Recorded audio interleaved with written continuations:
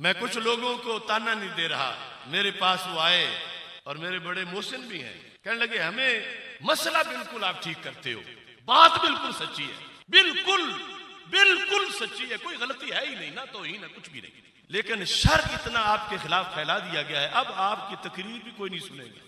हमें ये डर है कि आपकी तबलीग बंद हो जाए, हमें ये डर है कि आपका जलसा कोई नहीं कराएगा, आपकी तकरीर कोई नहीं सुनेगी। तो मैं आज उनको रिक्वेस्ट भेज रहा हूं, चलो तुम्हें तो यही डर था ना, आज तो फिर खत्म हो गया। या रसूल अल्लाह लब्बैक लब्बैक लब्बैक या रसूल अल्लाह लब्बैक। एक हमारी बहुत बड़ी दरसगाह है, बड़ा एहतराम है मुझे उस दरसगाह का भी, और वो जो उस्ताद हैं शेखुल हदीस उनका भी।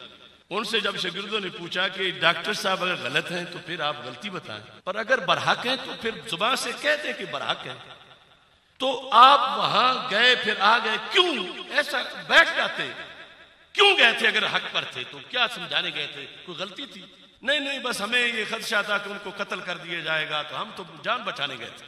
तो मैं तो सलामत हूं, बैठा हूं, मेरे मेजबानों आ जाओ, मैंने चुप रहने वालों को भी माफ किया, मैंने गाली देने वालों को भी माफ किया, लेकिन जिन्होंने मसलक कुशी की है, मसलक से बगावत की है, उन्हें एलानिया तौबा करनी पड़ेगी, फिर हम उनके लिए दरवाजा खोलेंगे।